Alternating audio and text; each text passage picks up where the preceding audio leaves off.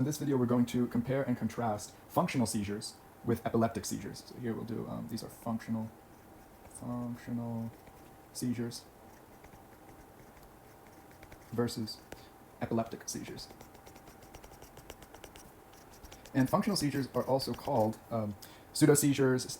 These are psychogenic, non-epileptic seizures. There's several different terms for functional seizures versus your kind of more classic neurogenic epileptic seizures. So here we'll make a distinction between the two.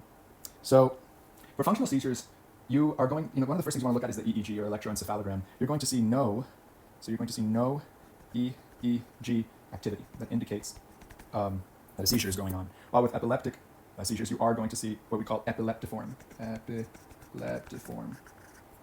discharges. So you're going to see that epileptiform activity in the EEG. And then with functional seizures, you are going to see oftentimes a prolonged or greater than 2-minute duration. And so you're going to see the duration is going to be longer, so an increased duration of the seizure. And by that we mean greater than 2 minutes for functional seizures. For epileptic seizures, what you're going to see is they're usually brief. So they're going to be brief, and brief is usually like 1 to 3 minutes. Okay. And then for the onset of a functional seizure, it's going to be gradual, and it's often going to be related to stress. So it's going to be a gradual onset, gradual and stress related. Versus an epileptic seizure is going to be sudden and usually unprovoked. Sudden and unprovoked. Okay, so let's extend this down a little more. So let's go on to then be the motor features of a functional seizure. They're going to be asynchronous and variable. So asynchronous and variable motor features. Versus in an epileptic seizure, you're going to see what they term stereotyped tonic-clonic movements.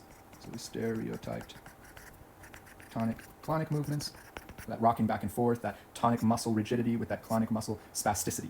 And then you might also see automatisms. I'm not sure if I'm pronouncing that correctly, but automatisms, which are kind of more complex movements that are associated with the seizure. But still, keyword here is stereotyped. While with a functional seizure, you're going to see a lot more of this kind of asynchronous or non-stereotyped variable movements, motor features. And then if we go to the responsiveness of the patient when they're having the seizure. So a patient having a functional seizure is going to, they may or may not respond to sensory inputs. So if you ask the patient, hey, you try to speak to the patient, see if the patient can listen or hear you, and they may or may not. But when you have an epileptic seizure, they're typically unresponsive. So they're unresponsive during the seizure. And so then with a functional seizure, and then we'll move this down some more. So let's move this down some more first. With a functional seizure, you'll see that the eyes are characteristically closed. So the eyes are going to be closed during the functional seizure. While in the epileptic seizure, the eyes are actually going to be open. Okay, and that's quite odd to have, this seizure-like movement. If the eyes are open, that should strike you as odd and kind of cue you in that it could be a neurogenic epileptic seizure. Okay, and then for incontinence and tongue biting, which is kind of that injury to self. So for a functional seizure, we don't really see, it's rare. So we don't really see incontinence or tongue biting. So that's quite rare. But for epileptic seizures, we will see incontinence, and tongue biting, that injury to self. We don't really see that in functional seizures. And if we kind of continue this down, okay, so what we'll see also is that the recovery of a functional seizure is going to be pretty fast. So it's going to be a rapid recovery. Versus a epileptic seizure, we're going to see a non-rapid recovery characterized by post-ictal confusion and drowsiness. And so that's a very important way to differentiate them. If your patient after the seizure, we're talking minutes after the seizure, they're able to respond and are coherent, then that means that's kind of cue you in that it might be a functional seizure. And so then another kind of more subtle early sign that to differentiate between functional and epileptic seizures is that functional seizures won't typically be preceded by what we call aura. So aura is uncommon for functional seizures, but for epileptic seizures we will see aura. So we will see aura, and examples of aura here are sensory auras such as tingling. These are things that kind of precede the seizure. Numbness, and you'll see some pain that may precede the seizure. If it's a seizure that's focal in the temporal lobe, we'll see some more temporal auras such as déjà vu. And think of it as a focal seizure in the occipital lobe. We could even see something like some flashing lights. The patient kind of perceives flashing lights, and that's kind of a disruption of those optic, occipital lobe optic nerves. And so then that's an interesting way to kind of differentiate between them right prior to the seizure. And then it goes without saying that functional seizures, since they're not neurogenic, they have a really poor response to anti-seizure medication.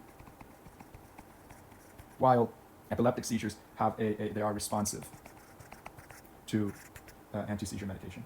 And then another way to kind of distinguish between these two is we can actually distinguish between what we call here functional tremor versus what we can call organic tremor or non-functional tremor. So organic tremor can include, an example is essential tremor.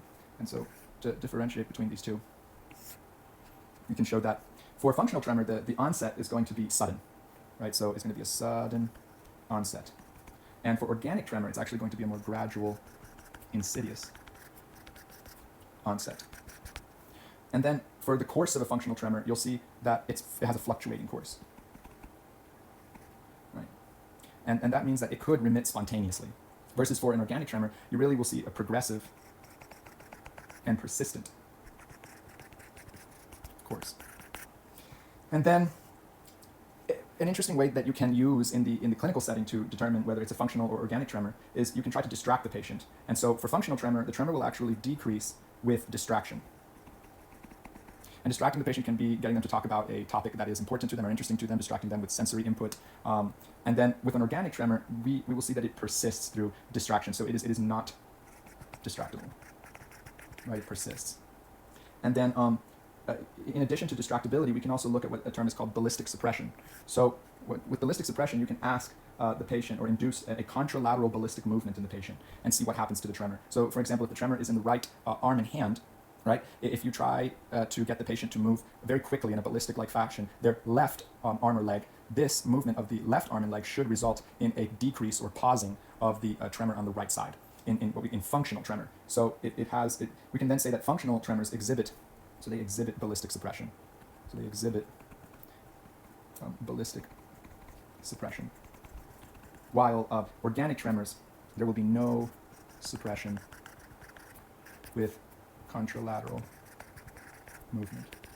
Okay, and then for functional tremor, we will see a lack of family history in many cases, but not all, but many. And family history is often present in organic tremor.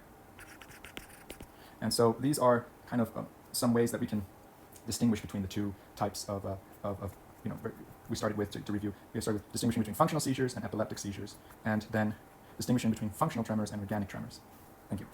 Here's a table that differentiates between what we just talked about, which is functional tremor versus organic tremor, and then functional seizures versus epileptic seizures for your viewing pleasure. Thank you very much.